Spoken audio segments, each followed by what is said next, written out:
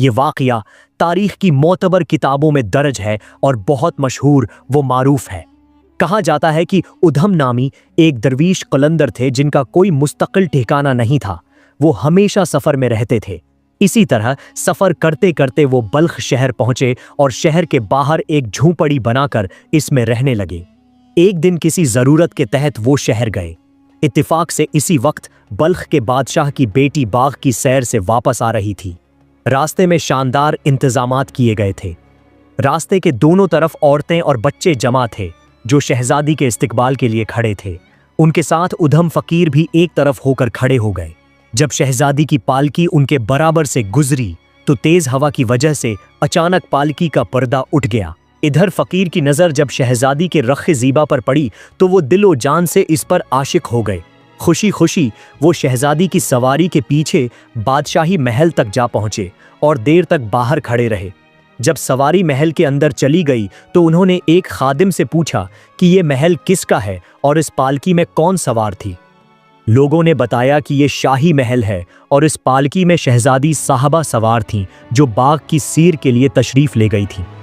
یہ سن کر ادھم فقیر سیدھے بادشاہ کے دربار میں پہنچے جہاں دربار لگا ہوا تھا۔ فقیر بادشاہ کے سامنے جا کر کھڑے ہو گئے اور عرض کی۔ بادشاہ نے اپنے وزیر سے کہا کہ اس فقیر سے پوچھو کہ وہ کیا چاہتا ہے۔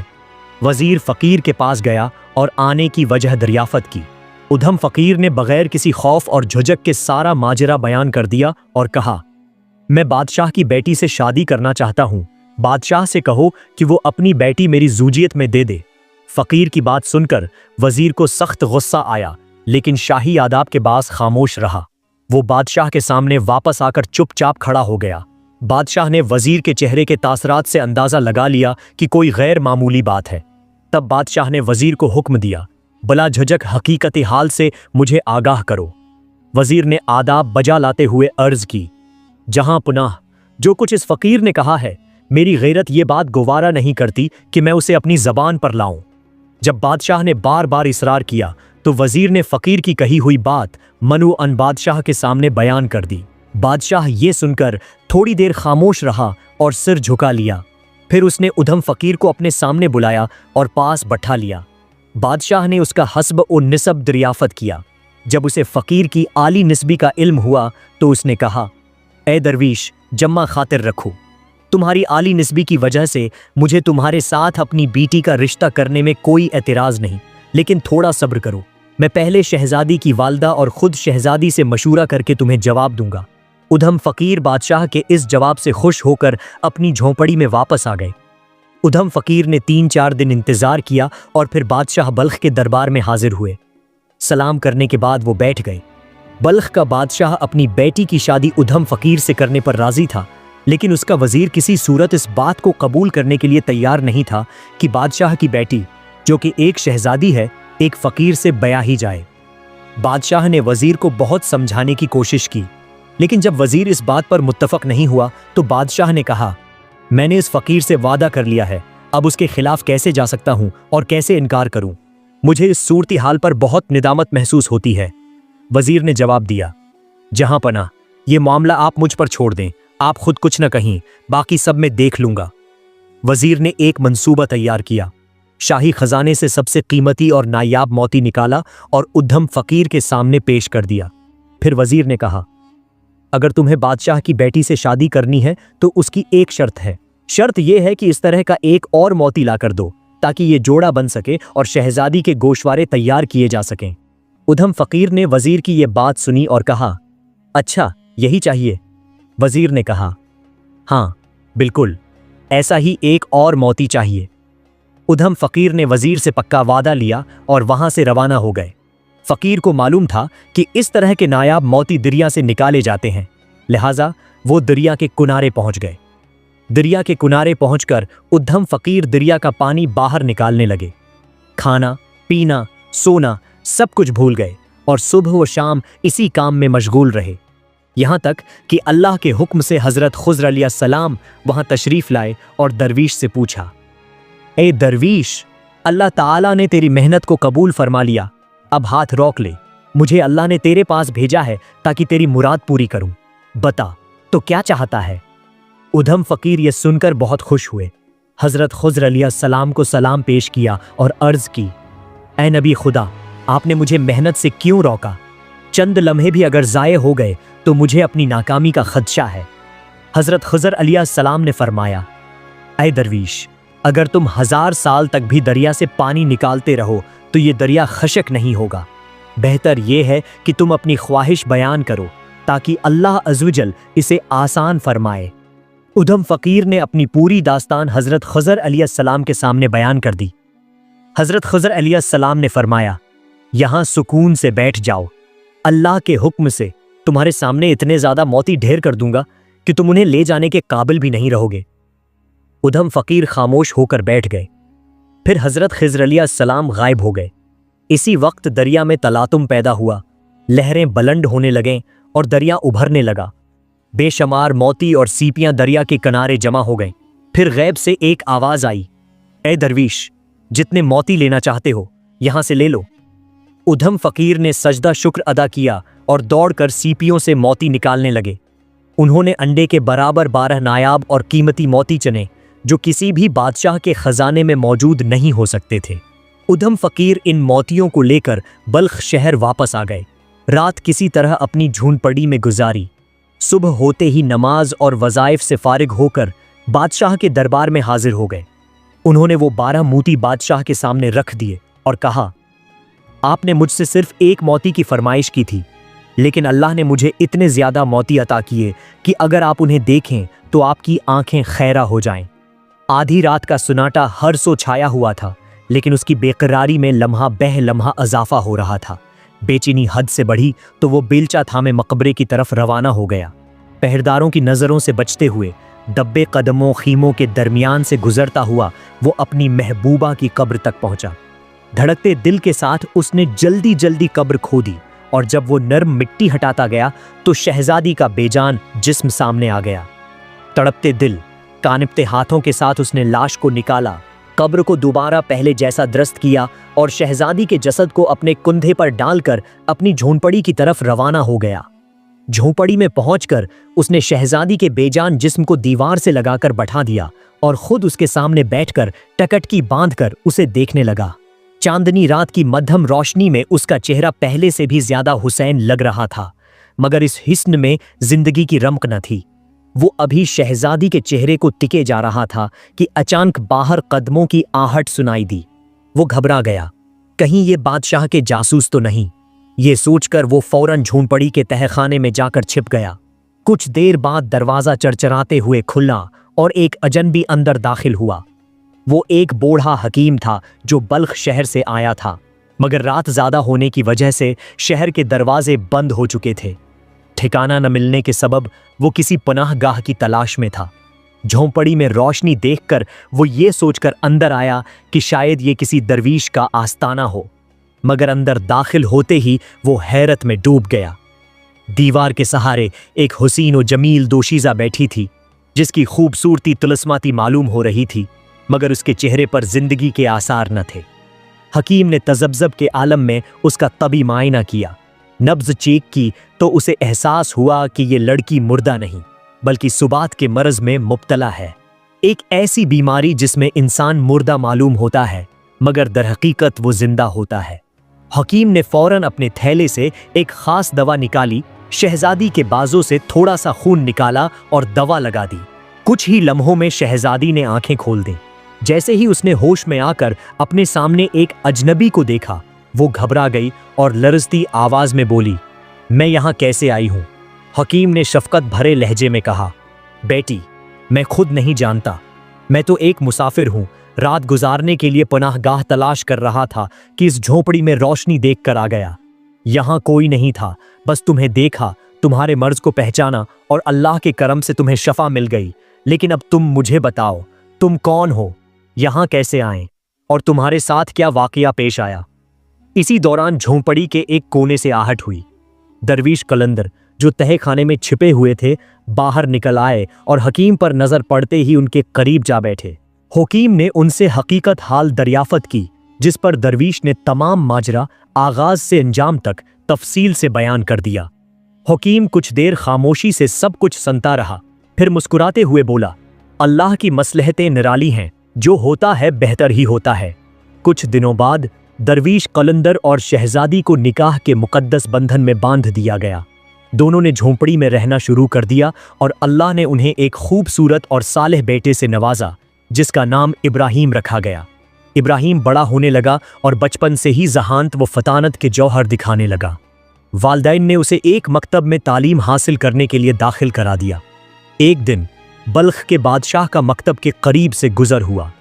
बादशाह का मामूल था कि जब वो किसी मकतब के करीब पहुंचता तो उसमें दाखिल होकर इसातिज़ा और तलबा से मुलाकात करता, उन्हें इनामात देता और बच्चों को खुश करने के लिए उनकी छुट्टी का ऐलान करता। जब इस दिन भी बादशाह ने छुट्टी का ऐलान किया और बच्चे खुशी खुशी बाहर निकलने लगे तो उसकी नज़र एक हुसीन और जमील लड़के पर पड़ी, इब्राहीम बिन उदहम। इसके चेहरे की मासूमियत और नूरानियत देखकर बादशाह जैसे मबहूत हो गया। वो बच्चे को गौर से देखता रहा, जैसे वो उसकी सूरत में किसी अपने का अक्स तलाश कर रहा हो। बादशाह ने मकतब के मुअल्लिम से दरियाफत किया, ये बच्चा किसका है? मुअल्लिम ने अदब से जवाब दिया, ये एक अजीम दरवीश कुलंदर का बेटा है, जो हर रोज खुद उसे यहाँ छोड़ने आते हैं और छुट्टी के वक्त वापस ले जाते हैं। बादशाह ने लम्हा भर के लिए सोचा, फिर धीमे लहजे में बोला, मैं इस बच्चे को अपने साथ ले जाना चाहता हूँ। जब दरवीश कुलंदर छुट्टी के वक्त अपने बेटे को लेने मकतब पहुंचे तो मुअल्लिम ने उन्हें दौर से देखते ही दौड़कर सारा माजरा सुनाया। दरवीश कुलंदर ने खबर सुनकर कोई इत्तराब जाहिर नहीं किया, बल्कि इत्मीनान से बादशाह के महल की तरफ रवाना हो गए। महल में पहुंचने पर इन्हें फौरन इज्जत व एहतराम के साथ बादशाह के हुजूर बैठाया गया। बादशाह ने बगूर उनका चेहरा देखा और फौरन पहचान लिया कि ये वही दरवीश हैं जिनके बारे में वो पहले सुन चुका था। दरवीश कुलंदर ने बगैर किसी तरद्दुद के कहा, बादशाह सलामत, मैं यहाँ सिर्फ अपने बेटे को लेने आया हूँ। इसकी माँ उससे बेपनाह मोहब्बत करती है और अगर वो फौरन अपने बच्चे से न मिली तो वो अपनी जान दे देगी। बादशाह ने दरवीश की बात सुनकर गहरी सांस ली और कहा, उस लड़के की माँ कौन है और वो किस खानदान से ताल्लुक रखती है? खुदा के वास्ते मुझे सच सच बताइए। ये सुनकर दरवीश कुलंदर ने सच्चाई से तमाम हकीकत बयान कर दी। अपनी बीवी यानी बादशाह की बेटी की पूरी दास्तान सुनाई कि किस तरह वो मर चुकी समझी गई, कैसे वो दरवीशी के साथ जिंदगी बसर कर रही है और किस तरह वो एक सादा झोंपड़ी में रह रही है। बादशाह ये सब सुनकर हैरत में डूब गया। उसकी आंखों में आंसू आ गए और उसने अल्लाह का शुक्र अदा करते हुए कहा, बेशक अल्लाह की रिजा में ही बेहतरी है। ये खुशखबरी सुनते ही बादशाह ने फौरन अपनी मुल्का को इतला दी। वो भी बेहद मसरूर हुए और दोनों ने एक ही वक्त में फैसला किया कि वो अपनी बेटी से मिलने जाएंगे। चुनांचा बादशाह, मुल्का, इब्राहीम बिन अदहम और महल के चंद खास अफराद एक शानदार सवारी में बैठकर दरवीश की झोंपड़ी की तरफ रवाना हो गए। जब शहजादी ने दौर से अपने माँ बाप को आते देखा तो वो खुशी से बेअख्तियार दौड़ती हुई उनके कदमों में जा गिरी और रोते हुए सलाम किया। बादशाह और मलका ने बेकरार होकर अपनी बेटी को सीने से लगा लिया और सब खुशी के आंसू बहाने लगे। इस मुलाकात के बाद बादशाह ने अपनी बेटी और दामाद को महल वापस चलने की दावत दी और एक बड़ी जागीर और कई इलाके तोहफे में देने का ऐलान किया ताकि वो एक आरामदह और शाहाना जिंदगी बसर कर सकें। मगर दरवीश कुलंदर और शहजादी ने बादशाह की ये पेशकश नरमी से ठुकरा दी। उन्होंने कहा, हमारे लिए सादगी और मोहब्बत भरी जिंदगी ही सबसे बड़ी दौलत है। ये सुनकर बादशाह और मलका हैरत में पड़ गए, मगर दोनों ने उनकी पसंद का एहतराम किया और उनकी खुशी में खुश रहे। अलबत्ता बादशाह ने अपनी बेटी और दामाद की रज़ामंदी से सुल्तान इब्राहीम बिन अदहम को अपना वली अहद मुकर्रर कर दिया, क्योंकि वो अपनी किसी भी बीवी से साहब औलाद न थे। कुछ दिनों के बाद बादशाह का इंतकाल हो गया। जब ये खबर सुल्तान इब्राहीम बिन अदहम तक पहुंची तो वो खौफ से कांपने लगे और बेहोश होकर गिर पड़े। होश में आने के बाद किसी ने उनसे पूछा, जब मैंने आपसे सवाल किया था कि आप कौन हैं तो आपने फौरन जवाब क्यों नहीं दिया? इब्राहीम बिन उदहम ने आंखें झुकाकर जवाब दिया, मुझे खौफ था कि अगर मैंने खुद को अल्लाह का बंदा कहा तो अल्लाह मुझसे हक की बंदगी तलब करेगा, और अगर मैं उसका जवाब न दे सका तो क्या करूंगा? इनकार की भी मजाल न थी। यही खौफ खुदा और सादगी उनकी पूरी जिंदगी में नुमायां था। एक मर्तबा वो अपने दरवीश साथियों के साथ एक वीरान जगह पहुंचे जहां लकड़ियां पड़ी थीं। साथियों ने कहा, आज रात हम ये लकड़ियां जलाकर गर्मी हासिल कर लेते हैं और यहाँ आराम कर लेते हैं। हज़रत इब्राहीम बिन उदहम ने खामोशी से उनकी बात मान ली। ये वाक़या उनकी दुनियावी आसाइशों से बेरग़बती और सादगी का एक और सबूत था।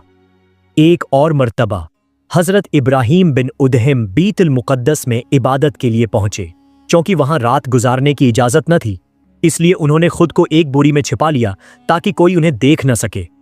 रात के आखिरी पहर जब दरवाजे बंद हो चुके थे, अचानक एक नूरानी चेहरे वाले बुजुर्ग मस्जिद में दाखिल हुए, जिनके साथ 40 कंबल पोश अफराद भी थे। इन सब ने 2 रुकात नमाज अदा की। फिर बुजुर्ग अपने मुरीदों के साथ गुफ्तगू करने लगे। गुफ्तगू के दौरान एक मुरीद ने पूछा, हजरत, आज रात यहाँ कोई अजनबी मौजूद है? बुजुर्ग मुस्कुराकर बोले, हाँ, यहाँ इब्राहीम बिन उदहम हैं, जो 40 दिनों से इबादत में वो लज्जत महसूस नहीं कर रहे जो पहले करते थे। ये सुनकर हजरत इब्राहीम बिन उदहम फौरन बोरी से बाहर निकले और बुजुर्ग को सलाम किया। फिर आजिज़ी से सवाल किया, हजरत, आपने जो फरमाया वो बिल्कुल दुरुस्त है। बराह करम मुझे बताएं कि इबादत में लज्जत क्यों नहीं रही? बुजुर्ग ने नरमी से मुस्कुराते हुए उन्हें रूहानी हकीकतों का दर्स दिया और कहा, अल्लाह की मोहब्बत में सच्चा बनना सीखो और अपने दिल को दुनिया की ख्वाहिशात से खाली करो। जब तुम्हारा दिल दुनिया की मोहब्बत से आज़ाद हो जाएगा, तभी तुम इबादत की लज्जत दोबारा पा सकोगे। हज़रत इब्राहीम बिन उदहम रहमतुल्लाह अलैह की सारी ज़िंदगी अल्लाह की मोहब्बत, इबादत, सादगी और दुनियावी लज्जतों से कुनारा कशी का मजहर थी।